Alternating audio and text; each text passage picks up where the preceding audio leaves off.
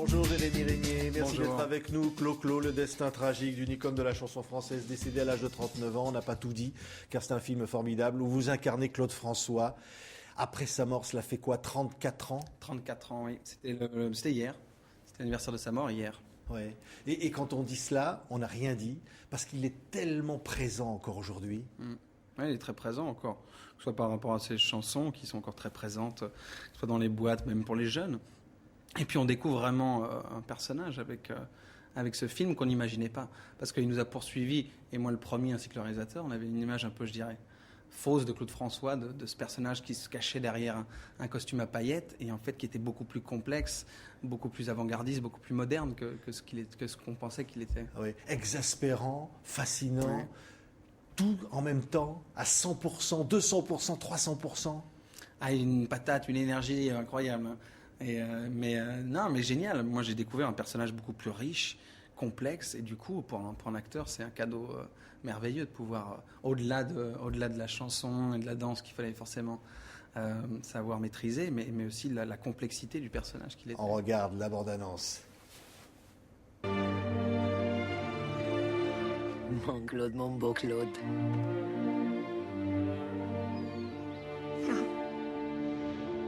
Je m'appelle Claude François.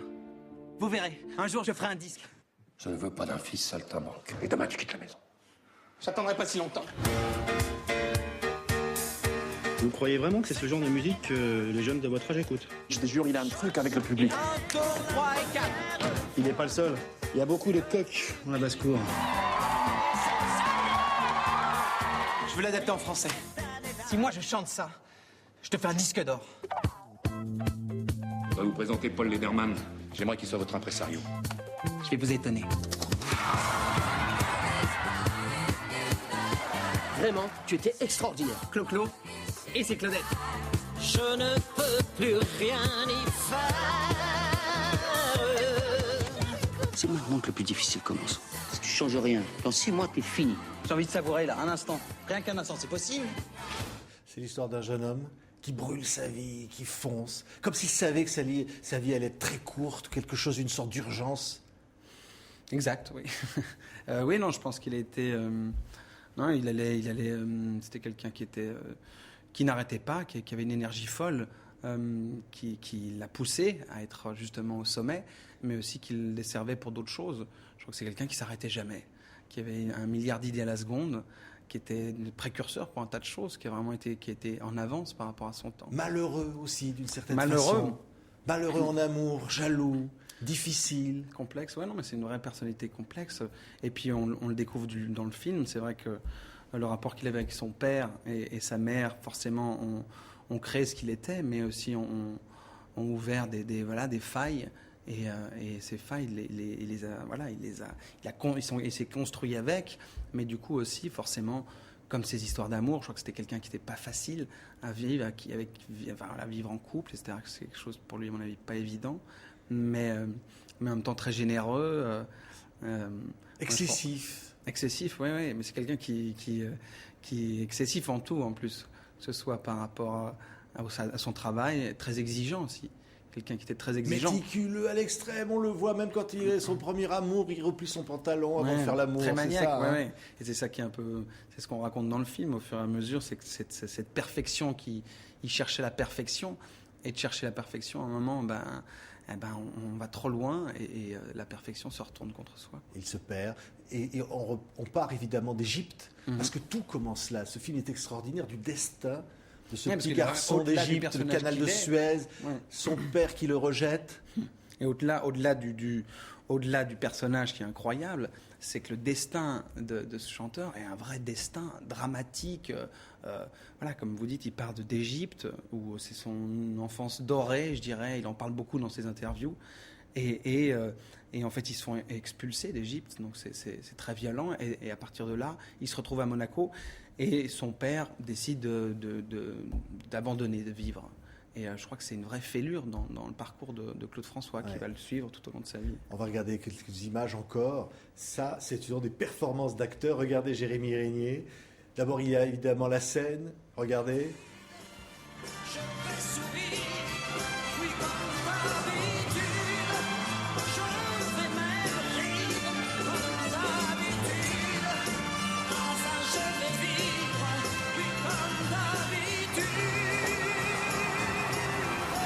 émotion, hein, sur scène, d'incarner, d'être Claude François.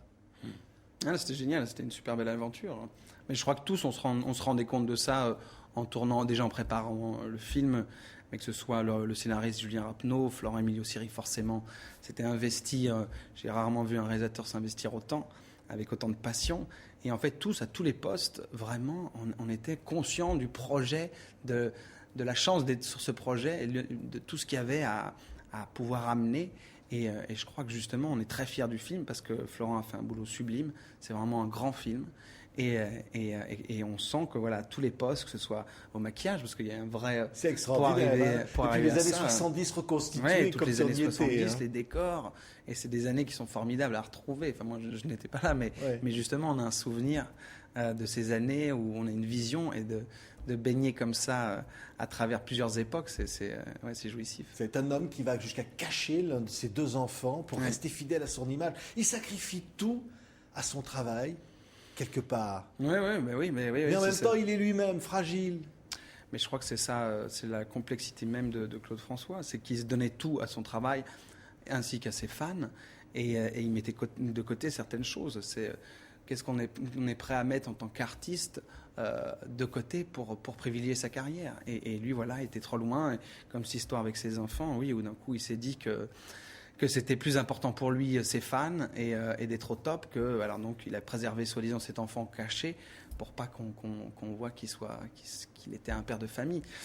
Et c'est ça toute la dualité du film et du personnage, c'est que voilà, c'est une sorte de vengeance aussi sur l'humiliation de la vie, de la jeunesse, une nécessité d'être toujours numéro 1, au-delà de tout. Mais une peur de redescendre, parce que je crois comme il a vu son père abandonné très jeune, alors qu'on a besoin à cet âge-là d'avoir un père qui est présent, et je crois que l'image qu'il a eue, et puis d'arriver aussi, il est arrivé à Monaco sans le sou, sans rien du tout, vraiment, il vivait avec rien, il était obligé de voler, de s'occuper de son père, vu que son père ne travaillait plus, de sa mère qui était une mère très présente, mais qui jouait au casino. Voilà. Donc d'un coup, il se retrouve, en fait, ça va être lui, le gérant de la famille, alors qu'il est très très jeune. Et je crois qu'au fur et à mesure, il a peur de retourner là-dedans, donc il va tout faire pour rester au numéro 1. Quoi. Et un destin brisé qui s'envole à 39 ans, et c'est presque toute une génération qui s'arrête pour toute une population, pour tout le monde.